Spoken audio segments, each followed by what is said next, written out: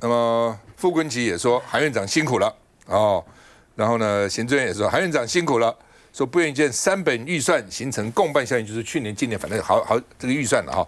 還有這個盧秀燕呢說2個人各有難處，外界不用見縫插針。實際上也是啊，為什麼？因為韓國瑜是國會議長，雖然他是國民黨委員選出來的，對不對？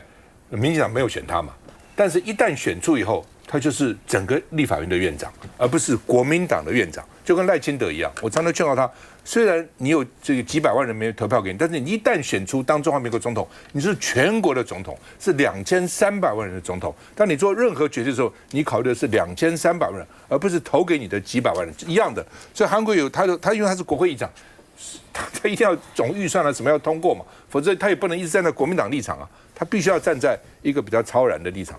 就跟王金平以前一樣，人家罵他，藍營對他很不爽，馬英九對他很不爽，但是他因為選出來，他是整個立法院的院長，而不是各黨派他都是院長，大家要搞清楚这點立場不同。那傅崐萁是國民黨的總召，所以他可以站在國民黨立場堅持，但是另外還有民眾黨還有民進黨的總召，所以還是要協商嘛，所以政黨協商就是這個意思了啊。所以呢，各有各的難處，那盧秀燕講的也沒錯了啊。王金平就問王金平，王金平說，動怒對不起自己，對身體不好啊，五臟六腑都翻滾啊。有的時候也沒辦法的啊，該生氣时還要生氣了啊。說呢，半年以前韓國瑜就用貼加官提醒黨團領導，什麼意思呢？就是說這個皇帝看這個大臣不爽，要處死他，但是又怕其他人反彈，老太監就想說，在他臉上貼一張紙，澆點水，再貼張紙，澆點水，那貼幾張就不能呼吸了嘛，就死了嘛，意思是這樣子。他用這個來警告黨團的領導者，說你們要小心哦。那基本上呢，這個所以他們認為說，其實他早就對黨團不爽了。那這邊也說呢，2024年開始，其實他有舉各種例子，就有點嫌隙了哈。那另外呢，這個吳思瑤說，你韓國瑜罵什麼傅崐萁，你跟他也當了5個會期的共犯。所以你也不是無辜哦。今天你來講啊，說什麼叫他這個怎樣？那另外呢，這個范雲民進黨團說一直認為韓國瑜是2028的人選哦，你們不要以為還有其他人，韓國瑜也是哦。那林佩祥書記長就沒有了，韓國瑜沒想他只是做他現在當院長該做的事情了。我們看一下，大家辛苦了啊！我想大家都很關心，我想這件事很簡單。家和萬事興，無聲勝有聲。韓院長，您真的辛苦了，國民黨要團結。除了辛苦了，還是辛苦了。國民黨團總召傅崐萁前一天缺席總預算案協商，讓立法院長韓國瑜當場飆罵。雖然臉書說自己缺席是針對行政院漠視立法權的軟性抗議，卻傳出是為同黨立委翁小玲不滿之前翁小玲要發言，卻遭韓國瑜制止，是基於保護委員的立場。沒有正面回應，倒是這場面，連前總統陳水扁看到都留言，還以為公道伯王金平回來了，沒想到就這麼巧，王金平來拜訪前民進黨團總召柯建銘。我們之前就已經約好，我要來看看他，所以想不到說，今天是到了一個敏感的地點，一個敏感的時刻，來看看敏感的人物。我已經是卸任的，我不評論。動怒的時候，五臟六腑都翻騰，對自己的健康不好。怎麼做比較好？王金平說健康最重要，為何當場開撕？傳出起因是韓國瑜私下要求將表決案量砍到60案，讓傅崐萁強烈不滿，預算案變成導火線，或許也讓國民黨內茶壺內風暴浮上台面。兩邊都是有自己的。怎麼講急迫的點吧？那有很多案子需要過，院長當然會急。那急的時候，你也知道，急的時候什麼話都講得出來，所以我絕對不會怪院長。家人幫忙緩頰，綠營隔岸觀火，但沒急着拍手。這個非常drama的場景，恐怕也是韓國瑜院長他精心籌備。他也認為是該出手的機會了。韓國瑜一吐怒氣，恩怨情仇還未完待續。哎，什麼2028了，立法院誰當老大了，都亂講。我告訴你為什麼，我也不怕得罪人，這邊告訴你，因為傅崐萁想當立法院副院長，就這麼簡單。因為江啟臣馬上要選台中市長了，而且江啟臣99.9%會當選台中市長，副院長出缺了。傅昆萁在沒有當總召就想當立法院長、副院長嘛，对，只是當時因為各種原因沒當，所以給他了這個總召嘛，就這樣子啊，總召算是安撫一下。結果現在江啟臣要去當台中市長了，立法院長、副院長出缺了，傅昆萁想不想做？你認為他想不想做？他也認為是舍我其誰，當然是我啊，對不對？而且他選黨主席的時候也支持鄭麗文吶，所以他認為就是我的了。韓國瑜想不想給他做？韓國瑜不想給他做，我就告訴你，韓國瑜不想給傅昆萁做副院長。我告訴你，我講的絕對是事實。我告訴你，就是這樣子。所以韓國瑜呢也積怨很久了，從2024到現在，對不對？這個時候生氣了，對不對？你又還不來配合我，總預算在這個地方，那你什麼意思呢？我告訴你，就是這樣，8、9不離10，不是什麼2028那還早的事情啦。也不是什麼立法院誰當老大，我院長就是老大，誰是老大，對不對？你誰能夠來動我這個院長位置？將來副院长誰做？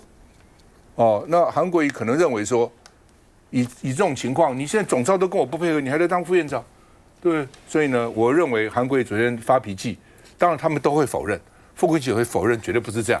韓國瑜是否認，對不對？甚至這兩個委員高也不敢講說是真的。但是我告訴你，真正的關鍵就在這個地方。來，不要笑，他說，要不要我幫你講比較快？我覺得趙大哥因為跟這兩個都算是熟，所以他有他的政治上面的一個判斷哦。那這樣子的判斷哦，大概在明年就在今年年底，其實就可以得到一個驗證了吧。那我也認為說不會是到2028，那實在是太早了。那我想韓院長其實在非常多的場合當中哦，他其實就很希望這個預算能夠趕快過。那我也知道說，他也認為說已經過了8個月了，有些委員還在去砍這個，不管是行政院長或其他院，所以他這個已經是，即使是你砍過的，可是在語法上面哈，其實也還算是違法的。所以他有他的立場，他只不過就是很希望，所以他當然希望能夠來開會的每一個人，他所簽署的，因為我們花了3個小時、4個小時在這邊，所以你來開會的人，每個人所簽署的就是我們這4個小時花下來的一個結果。當他發現並不是這樣子，已經是第4次、第幾次了，我覺得他一股的火就會出來，因為他的目標就是趕快把這事情解決。但是我也不認為只是為這次的總預算，你不要忘記他上次對柯建銘來說的話，他也非常的生气啊。我們每次在這邊就聽你這樣子獨白3個小時，我也給你非常的忍耐了。那時候韓國已經非常的忍耐，以你對他的了解，他已經壓住他的火爆的脾氣了。那更何況這當然裡面，我也認為說要直指行政院啊。你對於國民黨團還有我們協商了老半天，然後逕付3讀的這個部分，你完全不附屬不執行，那你行政院是這樣的一個態度。你也是藐視我們的立法院，但是你這個僵局就是耗在這個地方，那到最後總預算不過的話，這個整個責任還是由立法院的院長要來去扛嘛。所以他在這一塊裡面當中，他也體察到民情，他認為應該過，所以我覺得是有一連串過來，所以我覺得吳思瑤講的真是完全沒有道理的。院長已經過去5個會期當中不斷的忍耐到這個地方，他只是希望能夠趕快過去，所以他對於沒有辦法來的人，他發出他的怒吼。但是副總召他還是鎖定的就是說，你沒有附屬，你藐視我的立法院，我還是得表達我的立場。總而言之，這件事情今天在我們趙大哥在今天節目完中之後又開着新的發展了，所以明天我們又開始討論新的議題了哈。对，这2個都是好朋友了，都是老朋友了。對啊，我只把一個事實擺在這個地方了。事實上你現在江啟臣是不是要選台中市長？是嘛？江啟臣會不會當選？會嘛？對不對？就跟柯震會當選高雄市長一樣嘛。那江啟臣當選了台中市長以後，那立法院夫人是不是出缺嘛？那你認為現在誰最有資格嘛？對不對？就是這樣子嘛。來，對不對？的確，這件事情呢，在昨天，我想很多不管是觀眾朋友或者是在立法院都掀起非常大的震撼哦。那當然，我們韓國瑜院長就是立法院的龍頭啊，這毋庸置疑啊。那我們也可以看到，這個韓國瑜院長因為總預算的問題哦，他非常傷腦筋啊。可是也看得出來，韓國瑜院長他在主持議事是非常中立的，而且是就事論事。所以我相信他他的發怒哦，他應該是沒有針對任何人啊，他只是因為說在黨團協商他非常重視的一件事情，因為只有很多這個議事的攻防、預算的審查，一定要在黨團協商才能最後敲板定案，或者最後拿到立法院的3讀去表決的時候，案子可以再少一點哦，這是我覺得是韓國瑜院長想要也希望的吼。那所以就是當然他認為這個我們總召他好幾次連續不到，然後也沒有授權整個影響他到一個議事的這個整個進行哦，所以他才會發出這個聲音哦。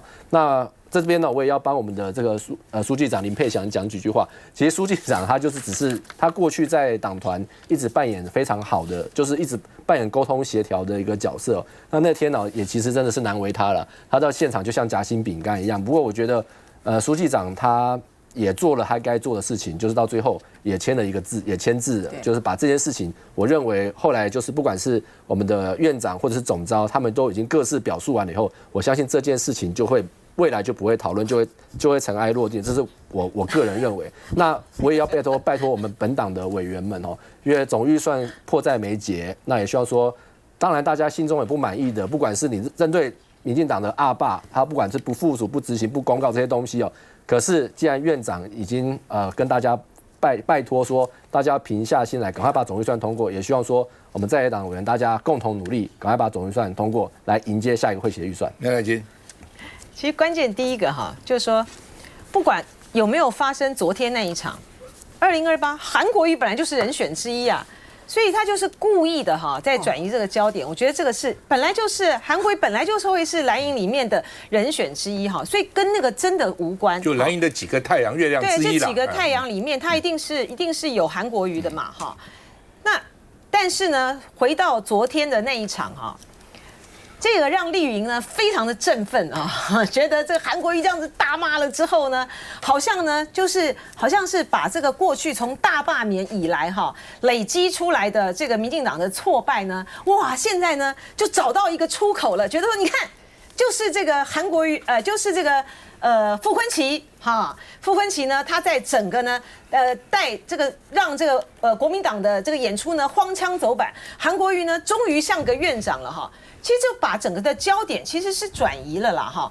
昨天的問題的第一個關鍵點在於是傅崐萁呢，他沒有認清這個政治上面的這個現實哈，他一直是在這個立法院呢扮演的是一個，他覺得扮演是一個地下院長的角色，他呢一再的去塑造那個的故事，就是說韓國瑜他在陳前的時候是在花蓮啊受到他極大的幫助。好，然後呢，韓國瑜呢之後呢，哇，興起了這樣的韓流啊，或是個什麼，各些的風潮的之後的背後，都有傅崐萁很大的幫助的影子在。然後朱立倫這個主席當時在選舉的時候，也受到了這個傅崐萁委員極大的一個幫助。然後累積下來的呢，就使得這個傅崐萁委員呢，覺得他在這一屆的這個立法院，他就是大家都忘了嗎？他就是覺得他不但呢，他一開始是要想當院長的，他不是只要當副院長的。对啊，他是要想當院長的哈。從那個在提名的這個過程之中的時候，就有各種各樣的不同的這個傳聞了哈。但是我覺得，就說副總召他要認清哈，就說他現在在立法院的這個角色哈。他就是黨團的總召，然後呢，韓院長呢，他在協商的各種的法案的過程之中，我覺得當然有是一些角色上他的為難之處了哈。歷來的這個立法院的院長呢，本來就不好當。王金平在當這個立法院院長的時候呢，就像趙先剛才講到的，馬英九也很怨他啊，覺得你什麼事情都聽這個柯建銘的，你什麼事情都聽柯建銘的啊，什麼國民黨要推的法案不過。我覺得這個問題哦，歸根結底是在於是說，民進黨呢，當他是少數黨的時候呢，他就是一直翻啊，不停的這個抗爭，所有的這個抗爭呢，就把它搞得呢，就像是就像他是國會的最大黨一樣。那是因為民進黨碰到了一個凡事呢都還是遵循憲政體制，希望能夠透過政黨協商來好好處理這些國家的政務，讓法案能夠繼續往前推進的國民黨執政的政府。可是民進黨不是啊，民進黨呢搞出了一個大罷免還不夠，大罷免之後呢，從來沒有反省檢討，然後變本加厲，所有的這個法案呢，要不然就復議，要不然就現在還搞一個不附屬。所以說，在這個角色不附屬、不公告、不執行三不，就在這個角色之上，韓院長，你也沒有善盡到去捍衛立法院尊嚴的一個地方啊。就說當這個行政院如此的蠻橫，不通過、不公告、不附屬立法院3讀通過檔案的時候，你碰上一個這麼蠻橫的這個行政院，你有什麼策略？你也沒什麼策略啊，那就更別提傅崐萁了。傅崐萁昨天那個吵完了之後發了那個簽字文，我想說你發這個簽字文，你早知如此，何必當初呢？那你就好好的，你今天如果說傅崐萁你是參與了協商，然後你在現場上面，你對於民進黨的一再的還是要不斷的這個阻撓啊，還是要不斷的要行政部門呢那種頤指氣使的方式硬壓說這個法案要過關的時候，你嚴正正的講出這樣子的一個聲明之後呢，我退出協商都可以啊，退出協商我這次不簽，除非這個行政院就是依照這個國民黨。國民黨這次為什麼預算一直沒過啊？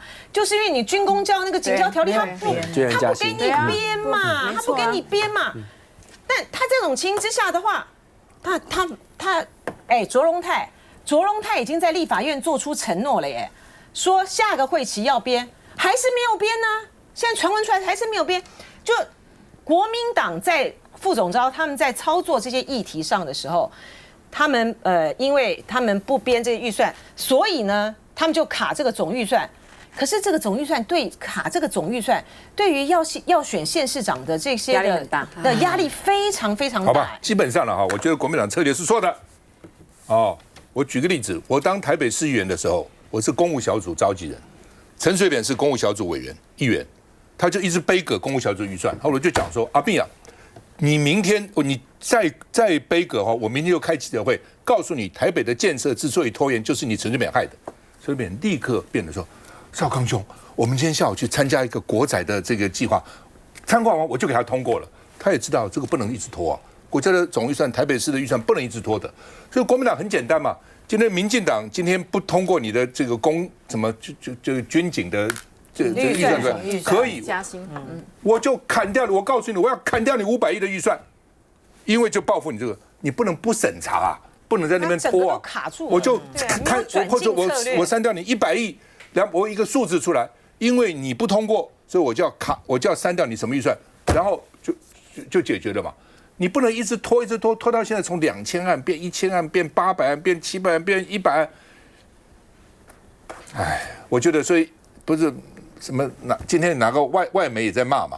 對，也在罵說你國民黨賴清德固然是很固執，是不對啊。但你國民黨這樣拖也不是個辦法。那你要有策略。你的策略就是，我就告訴你，當你不通過我的這個軍警加薪，我就要刪掉你多少預算，講清楚就是這樣子，而不是一直拖，把大家都拖死了。休息了再回來。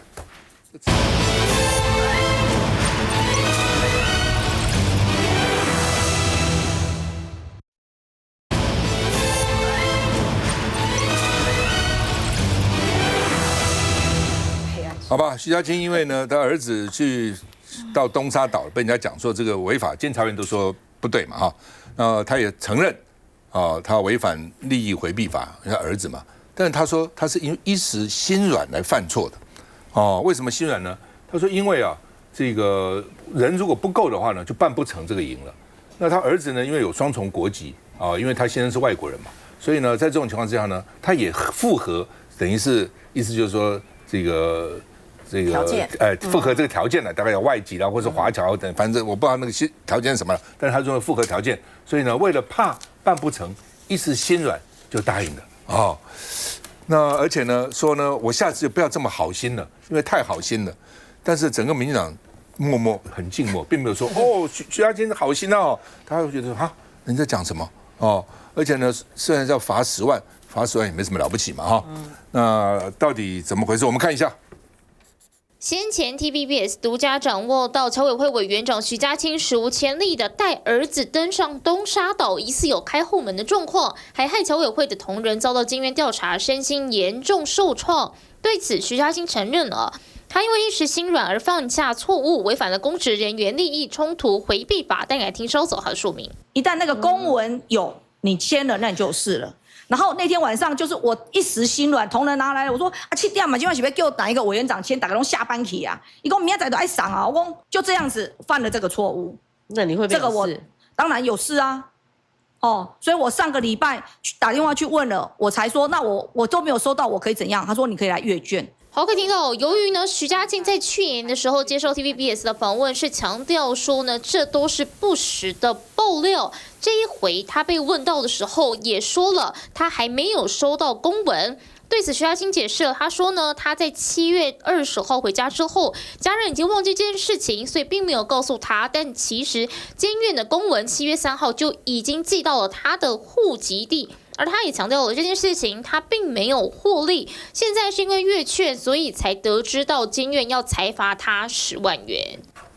好吧，徐嘉欣說，第一個他心軟，第二個他是好心啦啊，是怎樣？是我覺得不太可能嘛，因為東沙連立法委員要去都要報名，而且還不太有，還會限制人數。以這種青少年來說，如果有機會能夠到我們東沙，應該是很多人來報名啊。所以我覺得徐小青相對於上次被問到跟這一次這個說法完全是，以前是說子虛烏有，然後今天又告訴我他是一時心軟，那到底真相是什麼？我覺得這已經不重要的。那徐小青為什麼這一次他所的言行大家都會放大來做一個檢視？那就是因為他出國，然後呢，我也知道民眾黨其實所公開所部分裡面，他認為又是這個所謂的要秘密的一個檔案。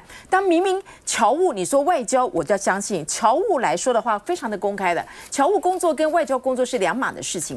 僑務是面對你的僑民，那僑民當中裡面呢，很多都是不管是中國大陸或是台灣的，通常在這個過程當中哦，僑務單位是最不需要有這樣的一個色彩的，不管是老僑或是新僑。徐小青擺明他就是他很喜歡旅遊。然後呢，每一次到處做任何什麼事情呢，他可能給他延長個3、4天，然後來去做一些額外的深度性的一個這個遊覽。那這就是他的一個特質嘛。你看我在很多的場合，我真的不管去到任何的場合，只要是明明我是一個外交的一個行程，可是只要跟僑胞在的時候，他都會出現。他幾乎在任何時候，然後打剛碎碎啊，然後出來，然後也很客氣。他跟韓國瑜在一起的時候，韓國瑜也對他非常的一個禮遇啊。但是他這樣子長期下來，當被所有的人檢視他所花費的時候，他勢必要把它講清楚啊，而不是用這種似是而非，然後被抓到的時候又拿出一個更大的一個很荒謬的這個理由，然後來不斷的然後來掩飾。我覺得這不是一個身為僑務委員會該有的一個態度了。所以他一方面呢是心軟，一方面呢又是不要那麼好心就好了哦。然後那到底怎樣來這個？那不是那個乃菁怎麼看？我覺得徐嘉青啊，真的是刷新3觀啊，沒有看到一個僑委會委員長哈。我覺得到這種時候了哈，你明明就是已經犯錯了啊，還是能夠講的這樣子，好像理直氣壯、義正言辭啊！你這真的是太離譜了哈。第一個，我覺得大家要回頭去哈查清楚他說的每一句話。他說呢，因為呢過去呢報名啊就是要20個人左右才能夠成團，優惠了好幾次了。對，所以都不能夠成團，所以這次呢本來報了18個人。然後呢，有這個3個人退了，好，所以說他怕不成團，所以呢，他怕不成团，所以呢，他只好呢去拜托他兒子，你去吧，好，你去，機票錢我出，好，為老媽犧牲吧，你去，然後機票錢我出，好，然後我就把他簽了，怎麼可能有這樣子的事情啊？我覺得如果說呢，他這個團真的就是說要20名才能夠成團。那你現在退了就是15名的話，那不成團就不成團啦，該怎麼辦事就怎麼辦事啊。那為什麼在最後的這個關頭的時候，你要把你兒子加進去呢？你分明就是要把兒子塞進到這個團裡面去，然後帶着他一起到這個東沙，因為這個機會非常的難得。我們大家都知道東沙很難去的。然後呢，而且我看他的整個的報名的一些的規格，他本來就說你只要是非陸籍的啊，或是非有一些的規定的話，你是什麼僑生是可以報名。它裡面有那個什麼雙重國籍，好，就可以參加嗎？好，他是不是因為為了要幫他兒子量身打造，所以說放寬了一些的資格？因為我們到目前為止還沒有看到那個監察院的那個調查報告，他到目前還沒有這個上網公告，哈，所以我也沒有看到其中的這個詳情，這是第一個。第二個是說他一再的說謊。好，他一再的說謊。一開始的時候 ，TVBS 訪問的時候，他說這是烏龍爆料，然後到後來的時候呢，還一直在那邊不停的就說我現在還沒有收到報告啊，然後講的東西呢，那前言不對，這個後語啊，然後到現在還說他是因為一時心軟。我對於違反什麼公務人員利益回避，竟然只要罰鍰，我覺得太輕了。今天你身為僑委會委員長，一個部會的這個主管，你在簽的這個公文上面就是違反利益，就該下台了，還講那麼多，當然很奇怪了，還罰10萬而已。他是說僑委會是受海委會的邀請舉辦此活動，是委托呢還是怎樣？是邀請？那到底是海委會辦還是僑委會辦？說辦了4年，前3年因為報名人數不足，都沒成功。那如果真的是這樣的話，那海委會應該檢討一下，那把報名人數降低一點不就好了嗎？对啊。假如說要20個，那現在只有18個報名，那就降成18個，降成15個不就好了嗎？那為什麼4年的3年都不成？這是一個是不是真的假的不知道哦。那真的蠻奇怪，因為上次我听了立法委員講說，他想去都因為人太多變成被舉沒錯，立法委員都去不了，都被舉了。然後會怎麼看？我覺得嘉青他是這樣，我覺得他一路從這個蔡英文時代到這個現在賴清德，其實他都是他是從議員就是直接跳就進到這個中央去任職這樣子，所以我覺得他算平步青雲。在這個事件一發生的時候，我覺得他就是一直不想好好面對這件事情哦。他真的開始轉彎，是因為監察院提出了相關的一個裁罰之後，他才開始轉彎哦。你可以看到剛剛包含就是說有記者訪問他，他其實都還在說他就是還在說到對。就是他還在說謊啊，其實就是這樣子。如果不是監察院進行相關的裁罰，其實他是不會去做相關的承認。我想要特別提到的是說，就像一個是剛剛趙大哥講的，如果這個活動真如他講的，不是那麼的好辦，又不容易成團。如果基本以一個官方的立場，你這個活動你很想辦又辦得不好啊，你不是應該要積極去看怎麼樣解決這個問題，讓這個辦不好的事情可以辦出來嗎？這是第一個。第二個就是像剛剛這個知恩講，其實我們做過立委，只要去東沙不是那麼容易的。我們每次要成團，大家還要搶那個名額這樣子，所以我覺得這個不成團的說法也是不存在。另外一個部分就是說，他的一時心軟之後呢，他犯的這個錯誤是什麼呢？是他簽了一份送交國防部審查的相關公文。這件事情在他簽的時候，代表他已經知道他做這件事情是不对的。其實那時候他就應該知道他自己已經違反了利益回避的事情，但是他知道他這樣做不對，還是繼續這樣做，然後後面又說謊。所以我覺得到現在他還沒有對這件事情有一個對自己好像不覺得自己做錯任何的事情。我是覺得該知所進退的時候也到了啦。休息一下再回来。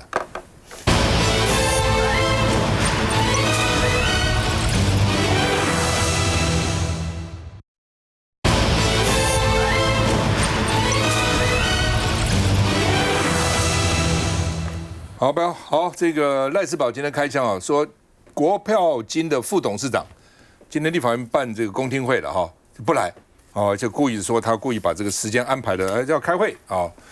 那因為主要是薪水很高，副董事長2000萬的年薪，所以賴士葆認為要打4折哦，財政部長會一併檢討。那我就問說，那副董事長對不對2000萬？那董事長多少錢呢？董事長在2000是還2800萬，蠻高的哦。他們說這個其他的這個民營的這個董事長都只有大概700-800萬，沒有到了1000萬以上哈。所以呢，這個立委有意見哈。好，那除了這個以外呢，立法院現在在審這個監察委員的這個資格啊。那昨天審到監察院的院長被提名人陳永新，就問他，那陳菊身體不好啊，就請假。他說不會，我不會請假養老。哦，他把陳菊也罵了一頓，從某個角度間接罵一頓啊。那然後呢，要廢監察院，他說要開國是會議，我也不反對。不過立法院表現不好，要廢立法院嗎？意思就是你們立法院表現好嗎？你講我們監察院不好，你們這表現好嗎？對不對？預算搞1年也不審，對不對？你們不該廢嗎？啊，是這個意思啊。那另外呢，所以你看立院不好也要廢嗎？哎，我看他這樣想通過嗎？我看很難吧。哦，但是大家也豁開了。反正就是這樣子哦，來玩一趟也好哦。另外呢，就很多時候你看看就是這樣子，我就是人生走一遭，對，走一遭哦。他說中華民國台灣融合了哦。他說我不追求個人的名利哦，因為他原來是醫生嘛哦。那翁巧玲就說你是為了當監察員，你本來是台獨主張者，怎麼現在不講台獨的呢？陳永新反擊他說：“啊，你國民黨不是也不講反攻大陸了嗎？你就講反攻大陸嗎？”哦，那陳永新說：“總統認為我不會被通過。”但是賴清德找他是應該講說：“我要提名你做監察院長，不過目前立法院這種情況，加上你的個性，加上你的主張，可能不会被通過。所以呢。”他說賴清德都認為他可能不會被通過，有可能為這個來犧牲啊，就是獨不獨了哦。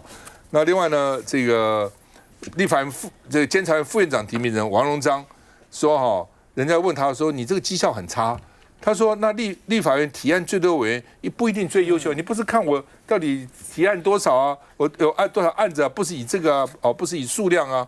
而且我因為有2個工作啊，一個是監察委員，一個是人權委員會委員啊。那我的時間比較多，放在人權會啊，所以呢，監察委員我就放的時間比較少啊。哦，那另外呢，國民党說不會全通過，我認為根本通過不了幾個啦。哦，那民眾黨說要全部封殺，哦，民众黨全部封殺哦，而且民眾党当要全部封杀的時候，国民党壓力也有的。国民党說你怎麼通過？民众党為什麼要全部封殺啊？哦，那另外呢，經濟學人我剛剛講說賴清德很固執。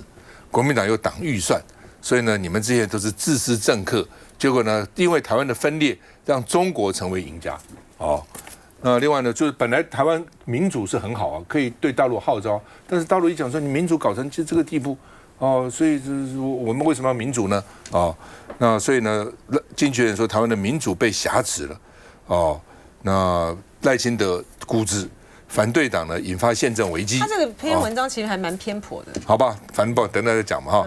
那另外呢，這個陳以信國民黨發言人就說：“你看經紀人批賴總統固執哦。”那當然就是說，雖然反對黨的確啊，反對人很多時候呢，這個比如像預算啊等等之類，但是說實話，你賴清德作為總統啊，當總統，我講一旦當了總統以後，你不管什麼黨，就是2300萬人，你就是2300萬人的總統。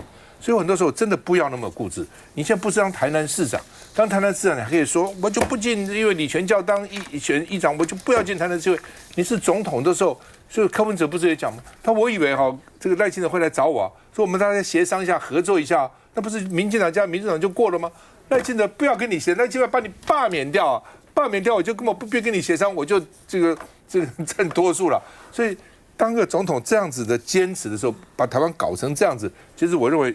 這個經濟學人固然批評在野黨，但是最大的負責還是執政黨嘛。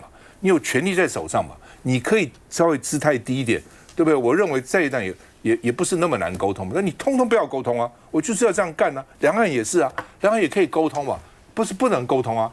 哦，馬英九那個時候也這個外交休兵啊，我就是不要跟你溝通嘛，跟你幹到底嘛。那民主政治就是妥協的藝術嘛，最大可能的藝術，而不是跟你幹到底了。哦，真的是变成這樣子啊！來，我們看一下，中華民國的內涵已經改變了。過去的中華民國也不是現在的中華民國。過去的中華民國，以前的中華民國是要包括中國大陸，還要反攻大陸。現在的國民黨也不講這個東西了嘛。獨派色彩濃厚，卻獲得提名中華民國的監察院長陳永新接受藍白立委質詢，用字毫不避諱自身立場。您將會是過去大家認為是屬於外來政權的中華民國監察院院長，還是民進黨的？既不是外來政權中華民國的監察院，也不是民進黨的監察院。監察院本來就應該超越黨派的思維，不只歸類中華民國是外來政權，也反擊在野表態廢除監院。只是一句話說廢監察院，這是不負責任的做法。如果說他把它凍結了哈，甚至讓他癱瘓，把他癱瘓了，這個不對。台灣民眾覺得立法院表現不好，難道要廢立法院嗎？或許知道通過的幾率渺茫，乾脆直球對決。不過監院人事案，藍白還能審查，國史館館長可就沒辦法。總統指派台大歷史系教授陳翠蓮擔任，當年他正是卡館案的大將之一。研究228也遭批評撕裂族群，這樣的人選合適嗎？他會把他的意識形態付諸在行動上。那這樣子其實是非常可怕的一件事情。明知在野不買單人選，卻又執意推薦，讓朝野相罵本又再添一頁。我想監察院的這個人事權啊，還有包括其他的 NCC 等等的，確實也卡蠻久了哈。那其實我看這個陳永新醫師哦，他描述他的心路歷程，說其實他被徵詢的時候，他也一度考慮啦，因為他也知道說在朝野那麼樣的對立的狀況之下，被通過的幾率應該很少。可是他的人就是這樣，他就是言所當言吶，為所當為啦哈。他長期以來在高雄，因為我曾經跟他共事過，那時候我是謝長廷的秘書，他是我們的衛生局局長，好，所以長期的共事過，老朋友就知道他的個性啦哈。那但是你說監察院，他講的也幾分道理啦。監察院你覺得他表現得不好，那你要廢他也要經過相關的憲政的程序啊。但是你現在是整個業務費等等都把它刪除掉，他根本就是這些人只領薪水，沒有辦法做事呢。那這樣對國家是好事嗎？好，所以現在立法院已經超越了，立法院想要把監察院的權釋掉，那連司法院的預算也大砍，每一個院的預算都大砍，考試院的預算也砍。我告訴大家，這樣對我們國家的運作是正常嗎？是好的嗎？我倒是不是這樣認為，所以我還是奉勸大家哈，像趙哥剛剛也講說，這個立法院長要超越黨派。總統也應該超越黨派，好，其實當監察院院長也應該超越黨派，很多的地方應該超越黨派，甚至中立，要顧及不一樣黨派、不一樣領域、不一樣產業的人的心声，我這個才是國家之福啦。我覺得這次監察委員，尤其是監察院長的提名，其實監察委員大家可能不知道非常的重要，他其實立法委員也叫委員，監察委員是叫委員，可是監察委員他有彈劾糾舉跟調查權，這個權力都非常的大哦。那當然，我們看到現在民進黨提名的這些監察委員，他們第一個可能政黨的形態太強了。那以及因為我明天也要質詢監察委員，我看到他過去這一屆監察委員，因為還有7個他是重複提名的，他們過去的不管是調查或者是糾舉的案件數量都非常少，有1年只糾舉1件的，然後到去年才是趕快加緊腳步多糾舉幾件，糾舉5件這樣的情形比比皆是那他們擁有這麼大的職權，可是他們卻沒有把他們該做的事情把它做好。那賴清德總統的提名也是大家可以看到，提名的這個很多人他根本就不覺得他會當選，就來立法院好像走一遭，換一個歷史的這個留個歷史的名。我覺得這個是非常不遵守這個監察院的一個行為啊。那我們也看到這個經濟學人他特別有提到，其實我認為賴清德總統就像剛剛趙大哥講的。賴清德總統他貴為總統之尊，他應該要負責的，他最後還是必須要承擔所有的這個問題嘛。他不跟在野黨溝通，不跟在野黨協調，毒油案他也都不說明，這麼眾多的重大的案子都不去清楚的跟人民說清楚，才導致他所有的官員通通都是先用撒謊的方式來先去處理問題，以後然後到最後被監察院糾舉完以後才承認。所以我認為所以在立法院，我覺得我們還是會嚴格來審查我們所有的監察委員。他本來這次好像民進黨有提2個國民黨的啦，對，稍微表示一點善意。有謝政達，然後就被幹掉了。他自己不做了。但是我覺得這東西不是你提，而是應該還是透過一個政黨協商啊。你有溝通啊？因為你現在是少數黨嘛，那你到立法院一定要藍白通過才會通過。你也知道這個情況，所以包括NC委員啊，包括什麼檢察總長啊，包括反正需要立法院同意權的，大家坐下來好好協商一下。然後呢，这個或者說尊重一下，說你在的要提什麼而不是像現在這樣搞這樣搞國民黨被你推進的也很尷尬，所以只好退出然後呢，現在到立法院去，那民眾黨就說我一個都不通過，王惠到底民眾黨是怎樣？不過民眾黨應該是我們是第10屆嘛，那其實那時候我們就是已經是主張就是要非監察院的部分這樣子。那我覺得以剛剛大家提到，就像剛剛志倫委員講的，其實監察委員他的 power 是很大的，但是我們看到他這幾年因為我自己從在立法院的時候，我也會去這個監察院去做一些檢舉告發嘛。這個時候包含像陳宗彥的案子就是你就會覺得他們這個我們對監察院的概念大概除了在這個公務車的濫用之外，你還記得他做過什麼事嗎？就是剛剛講的那個案量上，也都提不出一個讓大家可以滿意的嘛。那感覺就是只打蒼蠅不打老虎這樣子包含像超私案，大家還記得嗎？他其實最後就叫一個署長扛了，就是相關人這個部長什麼，大家都沒有什麼相關的一個問題的這個一個結果啦。所以我覺得以目前提出來的這個人選來說，當然現在委員都還在這個審查當中嘛。那當然民眾黨應該是從國商主席跟黨團這邊應該是很清楚的表達我們這一次的一個投票的一個意向。監察委員的權力是很大的，大家知道嗎？他們有準司法權。我舉個例子，我當立委的時候，曾經跟監察委員當時叫古家華去看核電廠的空服案，有一段時間核電廠那個空服很多。那我只能問啦，到了核電廠問了，然後這個監察委員古家華說：“你把你的記錄都給我，記錄以後，剛委員說扣走啊。”他跟檢察官有准司法權啊，立委能夠嗎？立委不行，他根本不要理你啊，你只能講了，監察委員可以扣走。所以監察委員如果真的發揮力量的時候，那個力量是非常大的。休息一下再回來。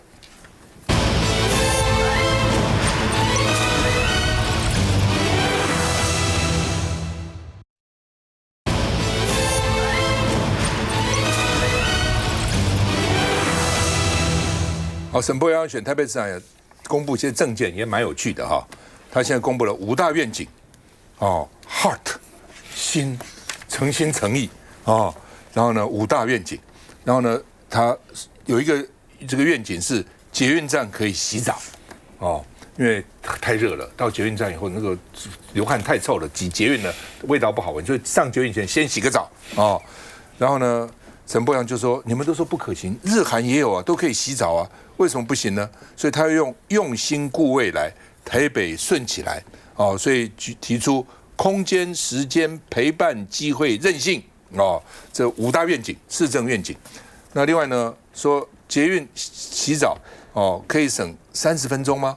所以網絡就說有3個漏洞啊，乾脆捷運去泡溫泉算了。那溫泉不見得每個地方都有了哈。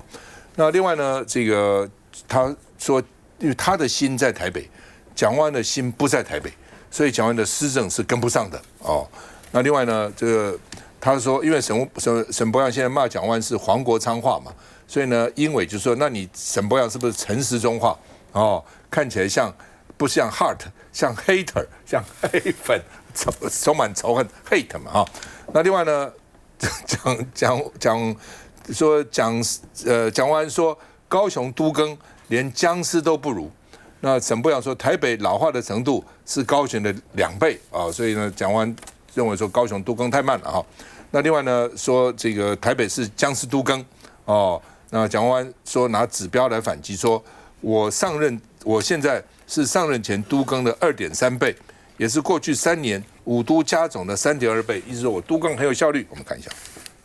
民進黨台北市長參選人沈伯洋提出政策願景運動驛站，要在捷運站、登山口、公園等地方提供借物、換衣、沖洗等設施，希望能夠幫助民眾節省運動前後的零碎時間。過捷運洗澡，其實在日本就可以看到，他們稱作 Running Station， 在東京車站附近設有152個置物櫃、10個淋浴間，還有訓練空間。因為東京的上班族最多，又是交通節點。日本其實已經做了非常多年了哈。那韓國也是這幾年開始推行，而且韓國的也是在地鐵。那韓國的還甚至有免費，那日本比較多是以付費為主。那這人家拿比高雄比到怎樣？沒有，我覺得你先問我一個選戰來說，我還蠻羨慕台北的，因為沈伯洋跟蔣萬安可以互嗆來嗆去。像我在高雄，我的對手真的好無聊，好无聊，他不敢講什麼都沒有流量，所以真的不曉得要跟他對嗆什麼啊，真的。不過我想沈伯洋他今天是花了這麼大的功夫哦，然後呢開一個這麼樣的一個市政說明。那大家為什麼鎖定在這個捷運要不要洗澡？因為這是大家最能夠耳熟能詳，就好像高虹安那時候提出了一個所謂的馬桶是要有一個不一樣的一個設備。所以大家都會選擇，或是蔣萬安的深蹲，你會覺得說有時候這個候選人想了那麼多的政見，提出那麼多遠大的一個方式，大家其實就是鎖定在其中一小項。那我個人認為說，因為沈伯洋他從這個說要選這個市長以來，他每講了一句話啊，不管他是廢話連篇，或是講出什麼，大家都會有很多後續裡面，包括蔣團隊或者是沈團隊，都會有後續裡面來做的一些的火花。但是回到實際的一個數據來說的話，的確在這個都更的數字上面啊，蔣萬安提出了他的一個部分。都更在任何一個城市來說哦，都是一個非常沉重的問題，因為你牽涉到非常多太需要的繁複的一個流程，跟所謂的你的認定，還有包括你等種的一些事件。所以彼此之間，就像我們這一次大家都在提到這個所謂的社宅，那本來是要13萬，那現在變成3萬，那你這10萬到哪裡去？那這也可以拿出來做個公共上面的一個評比啊。總而言之，我想隨着選戰越來越接近啊，這個所謂的捷運站可不可以設這樣子的一個所謂的淋浴間？我覺得可以啊。當然是可以啊，你可以來做一個討論啊，衛生的問題、血流的問題，誰可以用，還有裡面可能造成的安全的問題，你可以來討論。可是當大家所期許這麼多人站在一起的時候，你是一個更宏觀的部分裡面，為什麼只落入一個？很顯然，其他都沒有比不上這個捷運的這個領域來得更吸引人。那為什麼就只有捷運的吸引人？會不會是你的着眼點並沒有讓大家覺得太亮點？這也是可以來討論的地方嘛。我想對選民最好就是說有競爭啦，所以2個提出的政見大家要去做比較。那沈伯洋講的不是他講的政見不是在捷運站可以洗澡，他講的政見叫做運動驛站，也就是說呢，我們在通勤的過程當中呢，或是說我們在運動之後的零碎的時間，我們能不能有一個地方換洗衣物？我們能不能有一個地方我們可以沖個涼？好，其實在國外很多在辦公室也有這樣的設備，讓很多上班族他可能騎腳踏車去上班，或他運動完去上班，這個也是很棒的討論。所以我覺得對城市好的，無論是大的小的都可以談啊，為什麼不能談？為什麼說它就是不宏觀呢？我覺得很奇怪。他講都更是不是宏觀？是啊，都更是不是台北市重中之重？是啊，對新北來講也是嘛。我們只要提出這個質疑，因為他是在野黨。他現在不是執政黨，他現在是蔣萬安是執政，所以蔣萬安應該要回應他說，那沒有錯，我現在已經提了幾倍，我們加速在進行。我覺得這樣的比較之後，人民才能看到我要的市長是什麼樣的人，而且經過這樣討論，更多人認識沈伯洋，何樂不為呢？其實沈伯洋的政見哈，他充滿了這種趣味性哈，像比如說，他今天提到說捷運設這個洗澡shower這個地方。它不是不能討論，而是每一個城市呢，每個都市呢，它都有它不同的運量和它的這個設計。好，我們的台北的這個捷運呢，從最南到最北，你花多大的這個多長的一個時間？然後你對於我們的交通的這個來講，你有多大的需求？好，說是需要說，我今天我是接駁嗎？我是從哪個地方騎腳踏車到這個地方來，所以我需要有個shower嗎？他如果只單純的說我今天在這個附近的一個地方運動完了之後，我到捷運站來這個洗澡，他這個規劃概念是完全不一樣的。不管是首爾，他們選定了一些的地方，他們是有他們的運動的延伸的這種概念。然後東京車站有一些置物櫃，它有一些是還是它是延伸到外面去的，因為你要顧及延伸到外面去，你可以比較租用的，或者是民營的那個設計是一整體的概念，它不是一個單純拋這樣構想之後呢，好像就讓大家覺得說未來呢我們處處都可以有這個洗澡的這個設施，城市規劃不是這樣。來志倫，我覺得市長候選人啊。最重要的不是要解決問題，而不是製造問題哦。為什麼這次在捷運設這個淋浴的洗澡的會造成那麼大的風波？因為他完全沒有考慮其他的一些剛剛我們講的很多的問題哦。那沈伯洋委員他真的沒有知道說，現在民眾最關心在捷運站是什麼？是過去的偷拍問題跟隨機殺人問題，這些問題都還沒有解決，你現在就把公帑拿去做洗澡的，這樣 OK 嗎？或者是我們甚至可以說嘛，我們這個捷運可以多設一點女生廁所啊，因為女生常常在捷運站排隊啊，所以沈伯洋委員是不是很少來立法院，都不了解現在民眾最真切想要了解的事情？那最後我要講雙北共治啊，然後民進黨說好像雙北共好，難道我們現在新北市未來設很多捷運也要開始做淋浴間嗎？他有沒有跟新北市的所有的民意代表或新北